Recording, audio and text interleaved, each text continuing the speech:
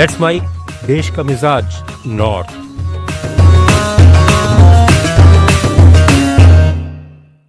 Let's mic देश का मिजाज और खबरें उत्तर भारत से। प्रधानमंत्री नरेंद्र मोदी ने अपने संसदीय क्षेत्र काशी में 2200 करोड़ की 52 विकास परियोजनाओं का लोकार्पण और शिलान्यास किया। इसके साथ ही पीएम मोदी ने दूसरी बार देश के 9 करोड़ 70 लाख से ज्यादा किसानों के खाते में पीएम किसान सम्मान निधि की 20वीं किस्त भेजी। इस बार 20,500 करोड़ रुपए की धनराशि किसानों के खाते में भेजी गई है। इसका लाभ काशी के 2,21,000 किसानों को भी मिला है। पीएम मोदी ने 5 दिव्यांगों को आधुनिक उपकरण भी दिए। जिले के 2025 दिव्यांगों को विभिन्न प्रकार के उपकरण दिए गए। लोकसभा में विपक्ष के नेता राहुल गांधी ने दिल्ली के विज्ञान भवन में हुए एनुअल लीगल कॉन्क्लेव में कहा कि भारत में चुनाव प्रणाली पहले ही खत्म हो चुकी है। भारत के प्रधानमंत्री बहुत कम बहुमत के साथ भारत के प्रधानमंत्री हैं। If 10-15 seats were rigged, and we suspect actually the number is much closer to 70, 80, 100. If 15 seats were rigged, he would not be the Prime Minister of India. And we are going to prove to you in the coming few days. We are going to prove to you without any doubt in the coming few days how a Lok Sabha election can be rigged and was rigged. Rahul Gandhi ने यह भी दावा किया कि जब मैं कृषि कानूनों के खिलाफ लड़ रहा था तो अरुण जेटली जी को मुझे धमकाने के लिए भेजा गया था।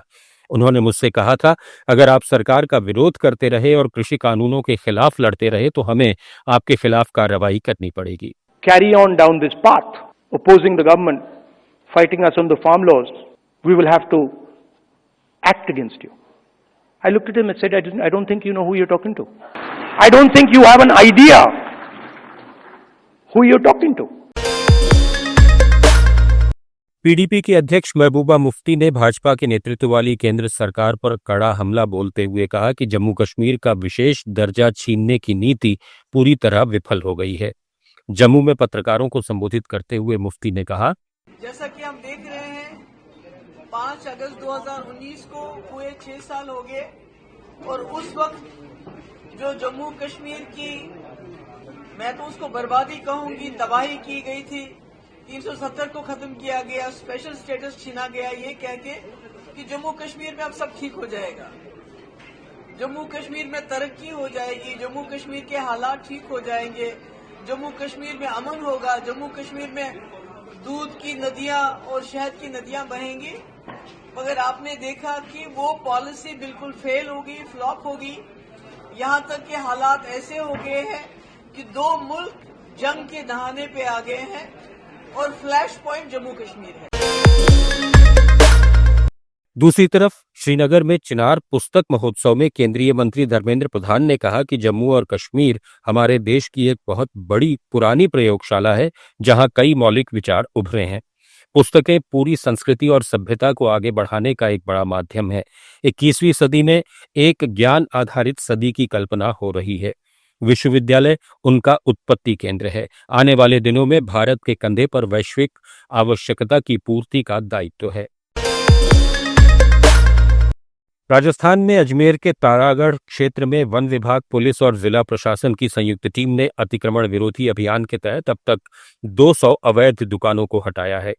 प्रशासन ने कुल 268 अतिक्रमण चिन्हित किए हैं, जिनमें से करीब 60 मामलों पर न्यायालय का स्टे है।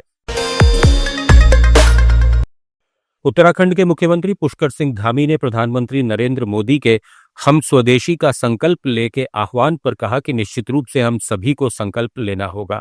ये नया भारत है, ये हर चुनौती पार करेगा और हर चुनौती को अवसर में बदलेगा।